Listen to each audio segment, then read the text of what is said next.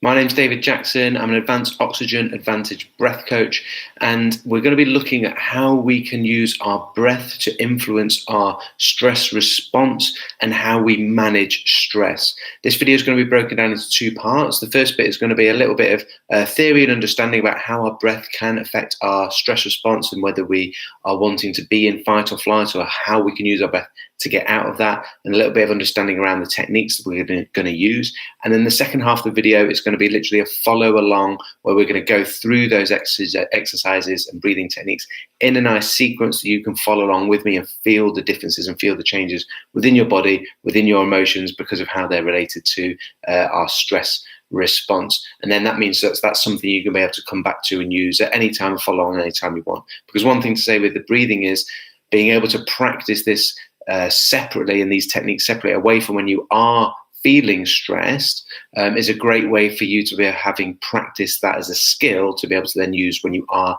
actually stressed. And then the other side of it is changing our general habits so we can bring the whole of the system down, and just down regulate a little bit more on the sort of base level where we operate at.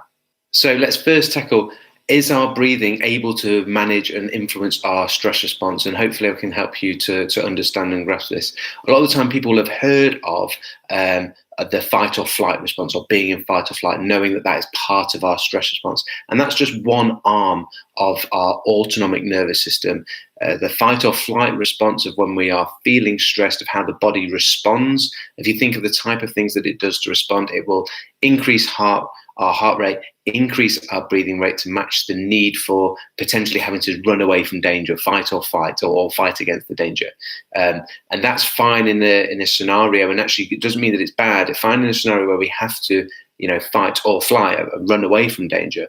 But it's not the ideal response that we need when we're doing our emails and all of a sudden I'm getting stressed by something at work and I don't actually have that physical outlet. Also, the day-to-day lives that we live in these days, it's just all too common for us to have small levels of these stresses coming in, but we don't actually have a way that we're constantly being able to come away from those stress responses. So the opposite side of our fight or flight response is our relaxation response, or our rest, digest, and repair, where lots of good restorative things happen, where we need the ability to be able to shift away from those stress responses into the more relaxation response. And that's called the parasympathetic. So our nervous system, our autonomic nervous system, has these two arms to it: sympathetic, fight or flight; parasympathetic, our relaxation response. And it's not that one is better than the other. It's this balance and this fluidity that we need to be able to shift between the two.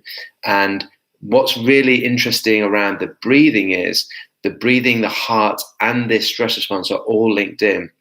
So as we breathe in, our inhales are more related to our sympathetic tone, our stress response, and actually speed up the heartbeat ever so slightly.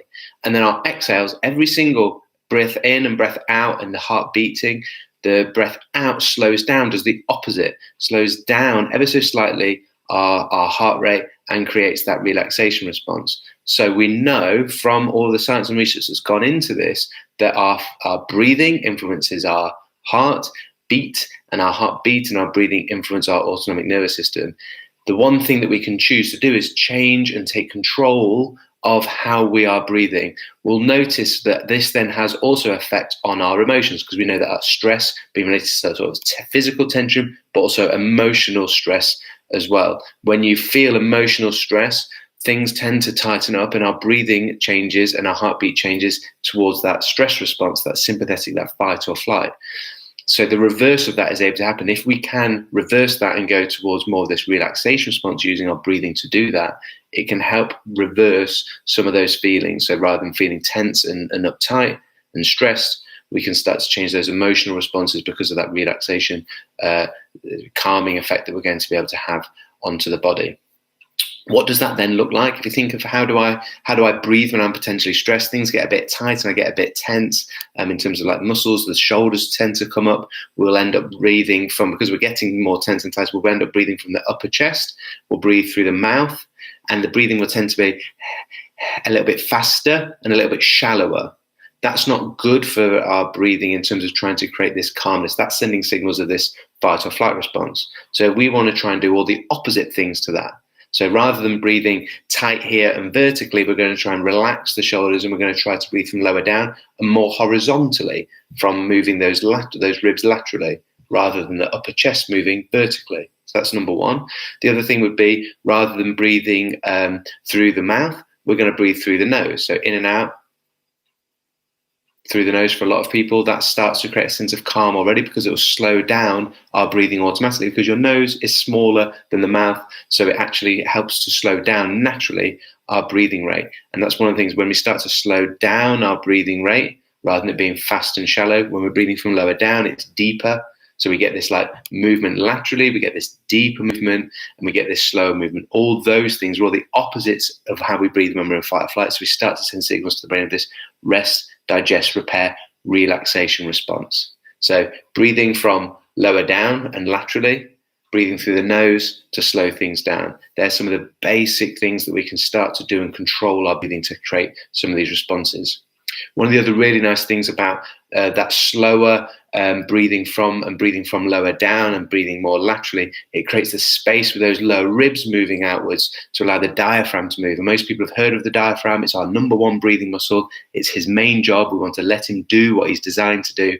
And there's the vagus nerve. It runs through the diaphragm, and when we breathe utilizing the diaphragm, we stimulate the vagus nerve more. When we breathe slower using the nose, we stimulate the vagus nerve more as well. And the vagus nerve is a fantastic tool to help us bring in that relaxation response and bring in more of that parasympathetic tone when we are feeling a little bit too stressed, or a little bit too uptight, or too high energy. So we stimulate the vagus nerve through that. Also with the diaphragm is the other thing. The diaphragm will help to massage those internal organs, which is really nice for digestion and just good for your good massages the heart on the way up and the stomach on the way down, and all that good stuff that's going on lower down as well. So that can make us feel internally very good and very calm as well. So let's think about then a little bit of how we're going to put this into practice, and then we'll do a little sequence together. So I want you to just, first of all, just relax. I like to roll things out and shake things to try and make them relax. I want you to come just a little bit more in tune and aware of your breathing. So sit nice and tall. I want to think about head to the ceiling, just to create good posture. The better posture, if I slump, I'm compromising the position, the ability to actually move those ribs and get that diaphragm working nicely. And I'll end up, if I slump, having to breathe through the upper chest and the mouth. So sitting nice and tall, long spine, head towards the ceiling can help with that. The other one is tongue to the roof of the mouth, behind the front teeth and flat to the top of the mouth. That will create more stability around the neck and a clearer airway. So even just by doing that, head tall, tongue to the roof of the mouth, breathing in and out through the nose. A lot of the time for people, just that airflow coming in with a longer neck position rather than being slumped down, tongue to the roof of the mouth, creates nice ease of airflow that can be a bit relaxing, a bit more calming just in general. Okay, so that's the top section. Then we'll work a little bit lower down. I want you to put one hand on the upper chest, one hand just below your sternum, where your two lower ribs meet, because where your two lower ribs meet, or the lowest ribs you've got, where they meet together is where your diaphragm sits. So when you breathe in, the diaphragm is going to move down slightly. I want you to try and feel that with that bottom hand. So still nice tall posture, tongue to the roof of the mouth. We're trying to feel the bottom hand moving downwards and out, rather than the top hand moving. And I want you to try to create an ease of airflow, but still that top arm, relax the shoulders if they feel like they're getting involved. If you've had a habit of vertical breathing and maybe you weren't aware of it, that habit's going to be difficult initially, and you're going to have to think about it to change. Keeping the mouth closed, breathing in and out through the nose will help that. And then a little bit of feedback from these hands. Get that lower hand just below the sternum, and just think about those lower ribs moving out to create space for that diaphragm to move down. And then I want you to relax your arms down. We'll just take a few breaths like that together. So in through the nose, shoulders are relaxed, head's nice and tall, tongue to the roof of the mouth. In and out through the nose. nice and calmly. And then what we're going to start to do is just introduce a little bit of pacing and timing to the breathing. So to create this nice balance within the autonomic nervous system of this fight or flight and this relaxation response, we can balance that out by having equal inhalations and exhalations. So that's one of the things we're going to be able to do. And then the other thing is being able to slow down our breathing rates is good for that relaxation response. So rather than breathing fast, we're going to try and slow it down, and we're going to build up the speed of these from 4 seconds in and 4 seconds out. And if that feels good, we're going to go to 5 seconds in and 5 seconds out, because a 10-second breath cycle gives us a respiration rate of 6 breaths per minute, which has been shown to be fantastic for our heart rate variability, our overall health, and bringing the whole of the system down, so we have a more relaxed state as our general base level. So it's fantastic to practice 5 or 10 minutes a day of slower 6 breaths per minute, which could be 5 seconds in, 5 seconds out. Then the last thing we're going to try to do, for those that feels good at, if we can extend the exhale slightly longer than the inhale. Remember, the inhales are more sympathetic, and so fight or flight, and the exhalations are more parasympathetic. So rather than having 5 in, 5 out, we go 4 in, 6 out. That longer exhalation is going to just nudge us more towards that relaxation response. Some of the things to look out for will be to notice is, do you feel generally inside? You might feel a calming and a relaxed feel to the body. A physical sensation to look out for is more saliva being built up in the mouth. When we go into this parasympathetic relaxation state, remember, it's relax, it's repair, it's recover, and digest is part of that. So the digestive juices, the saliva, will start to get built up in the mouth when you shift away from this stress state into this more relaxed state. So you might notice more moisture, more saliva building up in the mouth. That's a good thing to look out for, and I want you to notice it as we go through this now. So let's look then now at this lighter, slower breathing. And one thing I want you to think about as we go through this is just trying to soften and listen out for your breathing. And can you gradually, as we go through and as you relax more, make it quieter and quieter? We'll start with 4 in, 4 out. We'll build to 5 in, 5 out, and then finish with 4 in, 6 out. Notice the level of saliva currently in your mouth, how the body feels, and hopefully we're going to create a nice sense of relaxation. And hopefully nobody falls asleep, but it's a great one to do before bed to create that nice relaxed state. Okay, so sitting nice and tall, that good posture, nice long neck, head towards the ceiling. Close your eyes if you want to, or you can keep them open, whatever feels good for you. And then tongue to the roof of the mouth. And then we're going to breathe in, 2, 3, 4. Relax, 2, 3, 4. So in for the nose, 2, 3, 4. Out, 2, 3, 4. In, 2, 3, 4. Out, 2, 3, 4. Notice the airflow, count that in your head. Notice the airflow on the way in to the nose. Notice the airflow on the way out of the nose. Notice it's slightly cooler on the way in and slightly warmer on the way out. And can you start to slow down the airflow and make the breath quieter? Can you slow it down so much that you can make the breath almost silent? And with a bit of practice, we'll be able to make it silent. Just enjoy that feeling of stillness, balancing of the nervous system with 4 in, 4 out. The movement coming from the stomach or from the diaphragm lower down rather than the upper chest. The ribs are moving slightly outwards gently, and air is just coming in and out the nose easily. And then we'll try 5 in, 5 out. So on our next inhale, in, 2, 3, 4, out, 2, 3, 4, 5. In, 2, 3, 4, 5, out, 2, 3, 4, 5.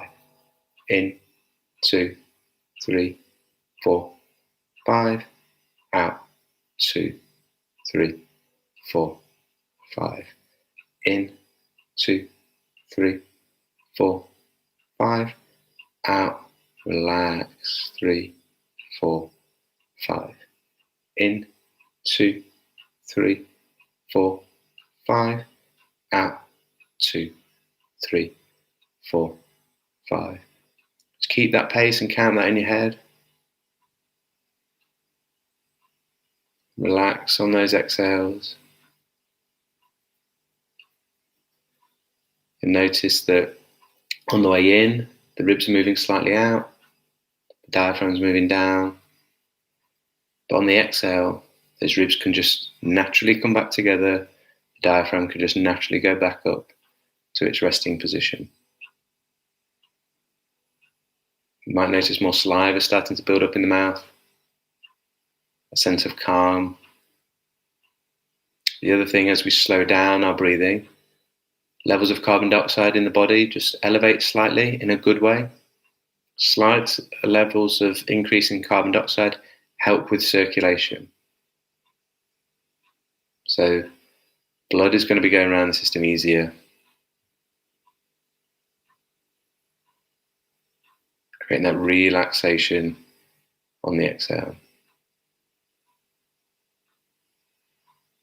And then to finish off, we'll just try extending that exhale slightly. So we're going to go for 4 in, 6 out. So on the next inhale, in, 2, 3, 4, out, 2, 3, 4, 5, 6. In, 2, 3, 4, out, 2, 3, 4, 5, 6. In, 2, 3, 4, out, 2, 3, 4, 5, 6. In, 2, 3, 4, out, 2, 3, 4, 5, 6. Again, just keep counting those in your head. Don't force it.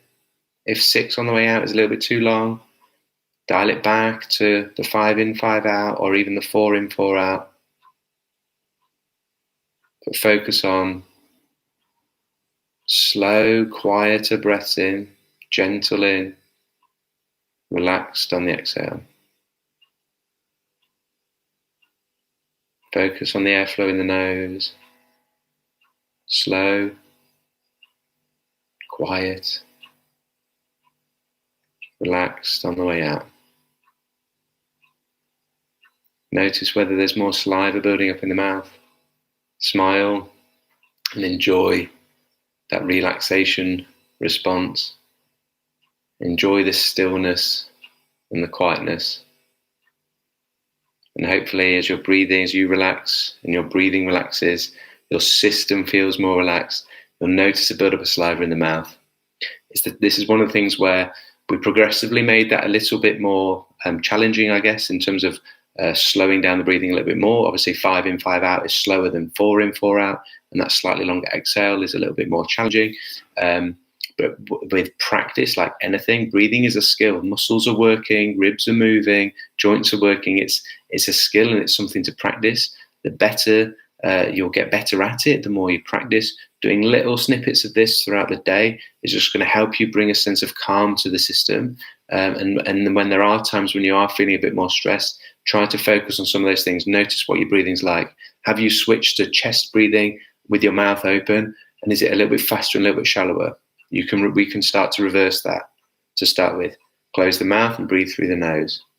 Try to, rather than breathe vertically from the upper chest, try to let the shoulders relax and breathe from lower down using the diaphragm. Just those things to start with will give you a sense of control back to your breathing. When your breathing gets back under control, our thoughts and our emotions, our stress response gets under control. At that point, if you want to, you can practice then really slowing it down like we did. But I do recommend practicing this away from when you're feeling stressed, and a great time to do this first thing in the morning and last thing at night before you go to bed. Fantastic before you go to sleep to set that sense of relaxation so you drop off to sleep in that parasympathetic relaxed state for a better night's sleep. So I hope that's been helpful. And if you've got any questions at all, obviously you can contact us. My email is davidjacksonfitness@gmail.com, or you've got all the links to speak to Dr. Sally Bell or Catherine as part of the help and support you'll get with the course. Thanks for watching, and thanks for breathing with me. I hope you're feeling nice and relaxed now, and these are some tools that you're going to be able to use as long as you're breathing for the rest of your life.